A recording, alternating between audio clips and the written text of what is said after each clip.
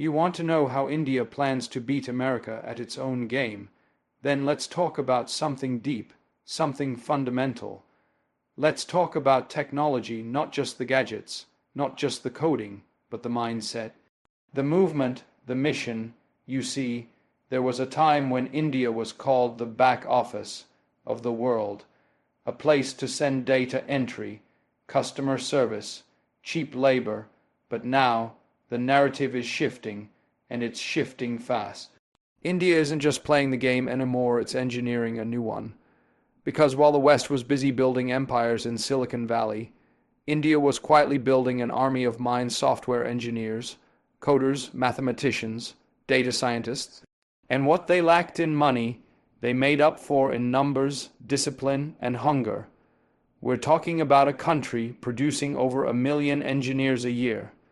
Not just paper degrees, I mean real skills, real hustle.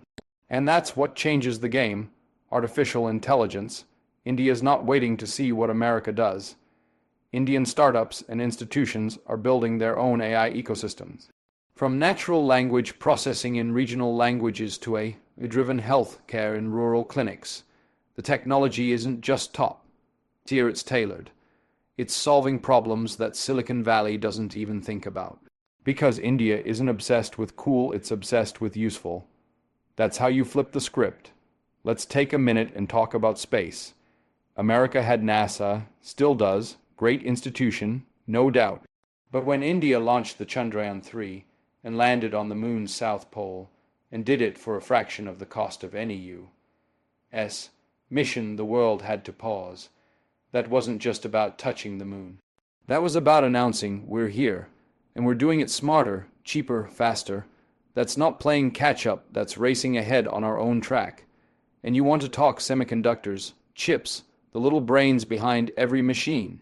For decades, India stayed out of the chip game, but now it's building fabs, forging alliances, training talent, and ensuring it doesn't just use technology, it makes it. Because when you control the chip, you control the game board. And India's coming for that seat at the table.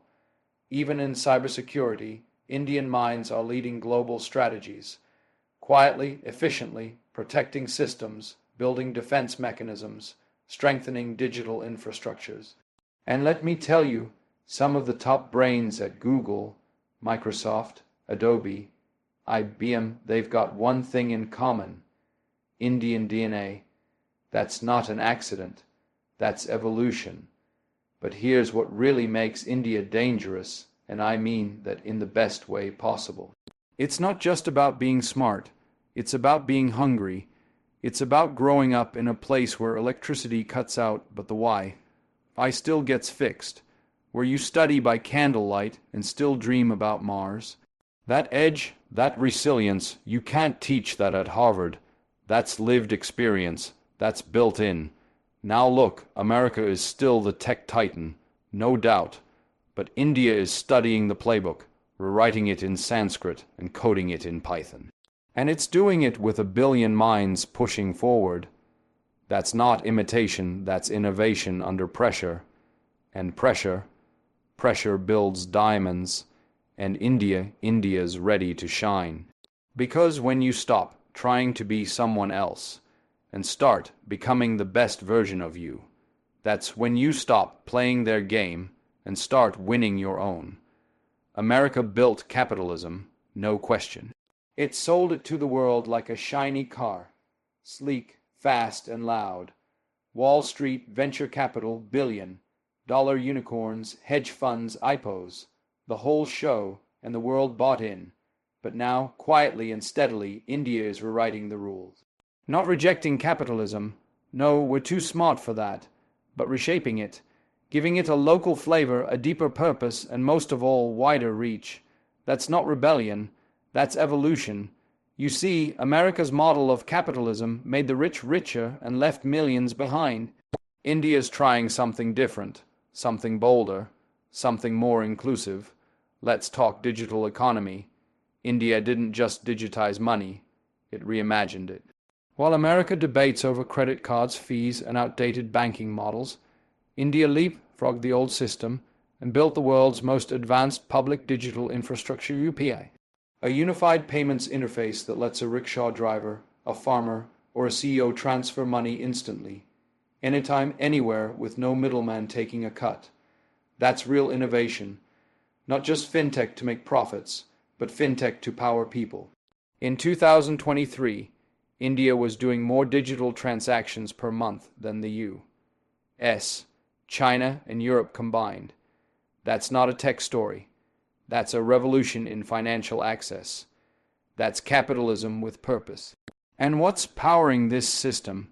India Stack, a layered digital public good identity, payments, and data, all rolled into one, open to developers, open to startups, open to the people. No paywalls, no monopolies. That's India saying, this isn't just about making money. It's about making systems that work for everyone. While Silicon Valley is busy building billion-dollar exits, Indian entrepreneurs are building billion-user platforms. Now combine that with entrepreneurship. America has the garages and the dorm rooms, Facebook, Google, Amazon, but India has the Kirana stores, the tea stalls, the chawls. The hustle is the same. The context is different. In the last few years, India has produced more than 100 unicorns, not just software, but ed tech, agri-tech, health tech. And many of them are not coming from Mumbai or Bangalore, but from Tier 2, Tier 3 towns. Why? Because the ambition is everywhere. Capitalism doesn't belong to the elite anymore. It belongs to anyone with signal and a smartphone. Even the government's getting this. America pushes deregulation and private markets. India is saying, wait, let's build digital public infrastructure first, then let the market run. It's like building the highway before you sell the cars. That's smart capitalism, structured, scalable, and sovereign. And here's the twist. This Indian model of inclusive capitalism is gaining attention from the West. Countries are studying it, trying to adapt it. So while America was the teacher for decades, India is becoming the new case study. Not just how to grow fast, but how to grow fair. This isn't about saying one system is better. It's about realizing that the old rules don't fit the new world, and India, with all its chaos, contradictions, and complexity, India is crafting a model that just might work better for this century. One where growth doesn't leave people behind. One where opportunity isn't gated by geography or gender or a last name. And that's how you flip the game. You don't tear the system down. You build a better one next to it. You don't ask for a seat. You create the table. And then you invite others to join. That's not just beating America at its own game. That's changing what the game even looks like. There's a quiet storm building in the education system. And it's not in Harvard. It's not in Stanford. And it's not in Silicon Valley's backyard. It's in India. A country that once sent its brightest minds to the West is now saying, we'll build the future right here. Not just by the dozen, but by the millions. Because in a world driven by skills, data, and code, India isn't just preparing its youth to participate in the global economy. It's training them to dominate it. Now let's be clear. For a long time, America held the crown when it came to top. Tier universities, world, class research, elite institutions. And yes, it still does. But here's the difference. America built for excellence. India is building for scale. We're talking over 1 million engineers graduating every year. Not 1 or 2 Ivy League campuses. We're talking thousands of engineering, technical, and vocational colleges spread across the nation. And while they may not all have fancy halls or billion-dollar endowments, they have something more powerful: hunger. That hunger is driving students to learn not just what's taught, but what's needed. Online platforms, coding boot camps, YouTube, AI-based tutors, India's youth are using every tool available, and they're not just stopping at degrees. They're stacking skills like layers. Machine learning on top of day, a science on top of app development. This isn't theory. This is a generation building solutions from the ground up, apps in local languages, medical tools for rural clinics, fintech for the unbanked. They're not just solving Western problems. They're solving Indian problems at Indian prices for Indian realities. Now that kind of grassroots innovation, that's something America never had to deal with. Because when you've had access for generations, you don't know what it means to fight for it. But in India, the fight is the fuel. And it's that fuel that's turning villages into incubators and turning middle class dreams into global strategies. And let's talk leadership. Who's running the biggest tech companies in the world? Google, Microsoft, IBM, Adobe. These aren't just Indian names. These are products of India's education system. The same one the world once dismissed as too chaotic, too outdated. Well, those graduates now sit at the top of the world's most powerful companies. That's not coincidence. That's capacity built over decades. But India's not just exporting talent anymore. It's retaining it. The brain drain is slowing down. The next generation isn't dreaming of moving to the U.S. They're dreaming of building the next unicorn in Hyderabad, in Pune, in Ahmedabad. They've seen that success is no longer something you chase abroad. It's something you build at home. Even policy is catching up. India's national education policy is reorienting learning towards critical thinking, flexibility, and tech readiness. And public-private partnerships are ensuring that the gap between what's taught and what's needed is shrinking fast. From coding in primary schools to AI in college curricula, India's not preparing for the future. It's building it. You see, when America taught the world how to dream big, India was listening. But now, India is learning to dream differently, not in the language of legacy or privilege, but in the language of effort and scale. Not just a few at the top, but millions rising together. And that's how you turn the game on its head, not by sending talent away, but by growing it, keeping it, and letting it lead. That's not just education. That's empowerment with intention. The old world ran on alliances, East versus West, Cold War lines drawn with steel and suspicion, America at the center, setting the tone, deciding who was in and who was out. But the new world, it doesn't move like that anymore, and India understands that better than anyone. While others pick sides, India is doing something far more intelligent. It's moving with purpose, with patience, with precision, not playing America's geopolitical game, but creating its own. You see, the U.S. has always framed power in binaries, with us or against us, allies and enemies, sanctions or support. But India walks the middle path, not because it's afraid to choose, but because it's smart enough to know it doesn't have to. And that's what's confusing the old power brokers, because India isn't lining up behind one flag. It's holding the pen and writing its own terms. Let's take the Russia-Ukraine conflict. The world watched closely. The West wanted a loud condemnation. India gave a calculated silence, not out of weakness, but strategy. Because while America sanctioned Russia, India saw energy, opportunity, and leverage, oil deals, discounted energy, diplomatic maneuvering, all while continuing dialogue with the West. That's not fence sitting.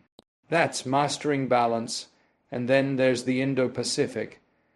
America's focus has shifted here to counter China. It needs reliable partners, and who's standing tall? India. Not as a follower, not as a pawn, but as a power in its own right. India is strengthening ties with Japan, Australia, the U.S., part of the Quad alliance. But it's not binding itself to any one camp. It engages with China when needed, pushes back when it must, and stays flexible where it counts. India's foreign policy isn't emotional, it's engineered. It understands timing, terrain, and traction, while the West gambles on short-term gains. India plays the long game. It builds with patience, economic corridors with the Middle East, defense partnerships with France, trade deals with Africa. It's not choosing a side, it's choosing its own rise. Even in global institutions, India is pushing for reform. The UN Security Council still reflects a post-World War Roman II world. India's saying, we're not waiting to be invited anymore. We're too big, too relevant, too powerful to be ignored, and with a population of 4 billion, a rapidly growing economy, and one of the largest standing armies on earth, it's not a plea. It's a statement. Now don't get it twisted. India still values its friendship with America, but that friendship is no longer built on dependence. It's built on mutual respect. India doesn't need aid. It needs collaboration. Joint ventures in defense, technology sharing, equal footing in dialogue. That's how you shift from being an ally to being a force. And here's the real genius. India doesn't announce its moves with fanfare. It doesn't tweet threats. It doesn't bluff. It acts quietly, decisively, diplomatically. While others build alliances based on ideology, India builds relationships based on interest, on results, on respect. In this new geopolitical chessboard, India isn't playing white or black. It's building its own board, and that changes everything. Because when the world stops asking, whose side are you on? And starts asking, what does India think? That's not alignment. That's influence, and that's how you don't just survive the game. You redefine it. You look at India and you see chaos. Too many people, too many opinions, too many problems. But look a little closer, and what you'll see is a miracle in motion. A democracy so massive, so noisy, and yet so consistent in one thing. Moving forward. That's not easy. That's not luck. That's structure. That's discipline. And that's something even America, with all its might, is struggling to hold on to. In the United States, politics has become performance, a constant shouting match, parties gridlocked, decisions delayed, institutions questioned. Every election feels like a civil war in slow motion. And what was once the gold standard of democracy now feels like a reality show with too much drama and not enough direction. Now compare that to India, the largest democracy on earth. Over 900 million voters, speaking dozens of languages, from the snow of Kashmir to the coasts of Kerala. Rich and poor, urban and rural, young and old, all casting votes, all participating in the future of their nation. And somehow, despite the size, despite the noise, India gets it done. Peaceful transitions of power. Massive electoral exercises carried out with military-level logistics. That's not dysfunction, that's discipline and the leadership. Whether you agree with the politics or not, what you can't deny is the direction. Policy isn't just being debated, it's being delivered. Infrastructure is being built at a record pace. Roads, railways, digital highways. Economic reforms are being pushed through, some painful, some controversial, but all with an eye on long-term gain. That's governance with guts. That's democracy that does more than just talk. Even on social issues, India is evolving rapidly. The same country once seen as bound by caste, class, and tradition is now seeing women lead in government. Youth dominate entrepreneurship, and marginalized voices entering mainstream conversation. It's messy, it's loud, but it's progress. Real, visible, measurable progress. Now let's be honest, India isn't perfect. No democracy is. There are challenges. Freedom of the press, minority rights, protest movements. But here's the difference. In India, these debates happen in the open. On the streets, in the courts, on social media, people protest, people push back, people participate. That's what democracy looks like when it's alive, when it's not just a system but a habit, a muscle being exercised by a billion minds. And in this moment, when the world is watching democracies struggle, from Europe to Latin America to even America itself, India stands out, not because it's quiet, but because it's resilient, because it knows how to bend without breaking, because it has learned to grow without forgetting where it came from. India doesn't preach democracy like a sermon. It practices it like a ritual, every 5 years, every ballot box, every village. And that ritual, rooted in history, carried forward by youth, is becoming a model for the modern world. So while America wrestles with division, India is pulling together 1 billion people under one flag, one constitution, one direction. That's not just governance. That's unity with purpose. That's not just elections. That's execution. And that's how you beat the game, not by being louder, but by being steadier, not by breaking the rules, but by showing the world you can still play fair and still win. There was a time when the story of global influence was told through military bases, Hollywood films, and Wall Street numbers. America wrote that script, starred in it, and sold it to the world. But now, there's a quiet rewrite happening, half a world away. Because influence today isn't just about weapons and wealth. It's about culture, ideas, and connection. And India is mastering that language without ever trying to copy the American accent. For decades, America ruled the cultural conversation. Its music, its movies, its fashion, even its fast food. They became the global standard.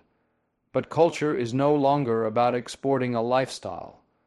It's about representing a reality that more people can relate to. And here's where India flips the script. Because India doesn't try to be Western, it leans into being Indian, unapologetically, boldly, beautifully. Bollywood used to be a local fascination. Now it's global.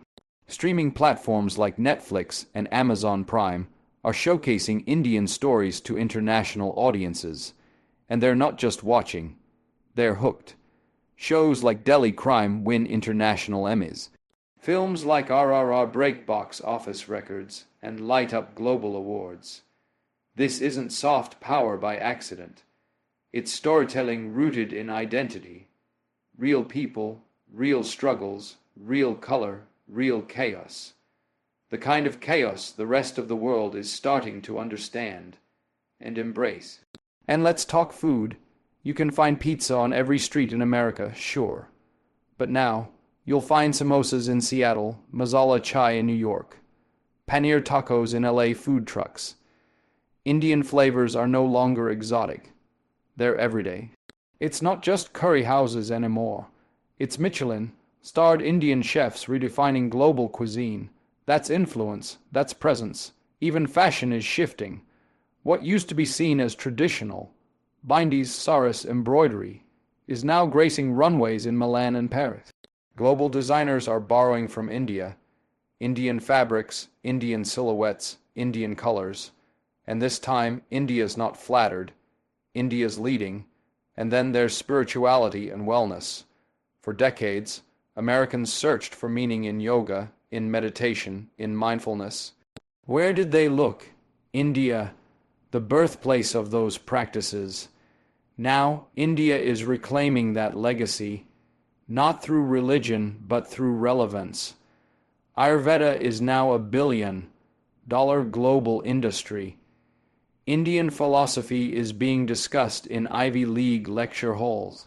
And Indian thinkers are no longer silent sages. They're loud voices on global stages. But perhaps the strongest signal of cultural power is this: confidence. Indian youth are not trying to speak with Western accents. They are speaking English with Indian pride. They're rapping in Hindi, building memes in Tamil, launching podcasts in Kannada, and posting reels in Bengali. Their internet is Indian. Their humor is local. Their heroes look like them, sound like them, live like them. That's what happens when a culture stops apologizing and starts owning the mic. And the tech platforms. India's not just using them, it's shaping them. YouTube's biggest audiences, Instagram's fastest, growing users, Twitter's loudest trends. So many are coming from India. That's not just consumption. That's participation in global narrative making. So while America once told the world who to be, India is showing the world how to be yourself. Not through domination, but through demonstration. Not with megaphones, but with meaning. And that's the final move in the game. Not just to win, but to inspire. Not just to lead, but to let others see that leading can look different. Leading can look Indian,